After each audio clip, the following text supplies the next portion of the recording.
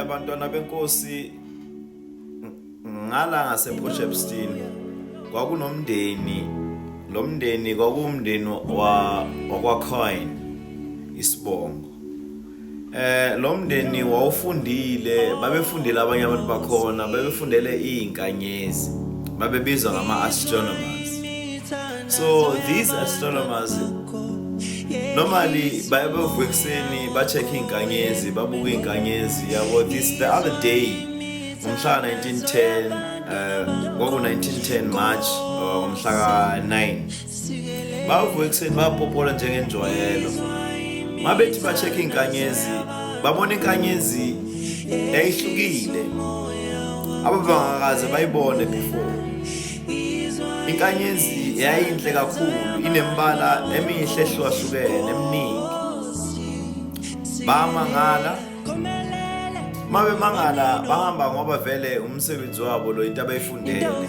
Base behamba bo-check encwadini ukuthi inhloboni yale nkanyezi, bezama uku-check umlando ukuthi konje le nkanyezi, inkanyezi sike yehla yini noma ayikaze yehle emhlabeni.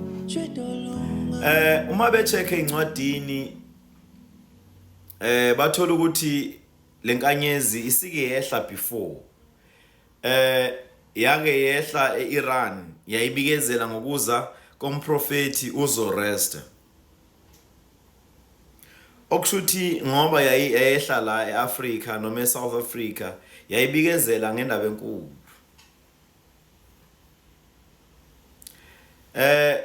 Le ndaba kaShembe kuyindaba yona ejulile, efihlakele, abantu abaningi abangayiboni. Abaningi bayibona noma bazi njengendaba yomuntu, kanti le ndaba kaShembe indaba ejulile.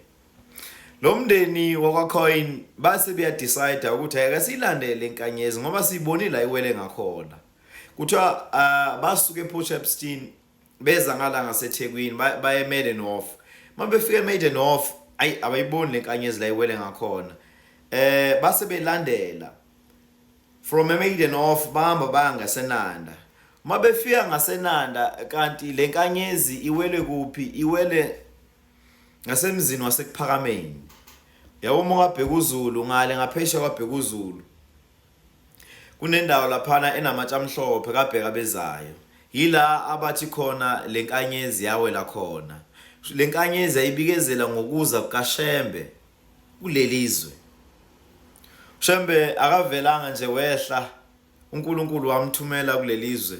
Kodwa ziningi into ezenzeka ezayibikezela ngokuza kwakhe. Ukuthi okubhlungu umlando wezinto eziningi wethu thina abantu abamnyama awubhaliwe phansi. Kodwa ukuza kukaShembe, uShembe akavesalanga wehla nje emhlabeni, kodwa ukuza kwakhe kwabikezelwa. Izophela lenyanga yesibili onyakeni, sesiqala inyanga yesithathu okuMarch, la sokhuluma khona ngokufika komNazaretha kulelizwe lethu. Siyobe sikhuphuka ngobhombela, sithi mzukwana efika ubhombela kulelizwe kwenzekani, iziphi izinto uShembe azenza. Noma ke umlando kaShembe ungaqoshiwe, ungabhaliwe phansi, noma ubhalwe phansi kuyinto nje abantu abangayinaki. Kodwa uShembe bafowethu, uShembe mkhulu kakhulu. uShembe uyizinto zonke kumuntu ngekhathi sonke.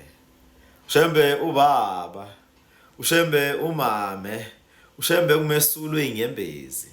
uShembe umvusi wemizi yamadoda eminingi ebesifile. uShembe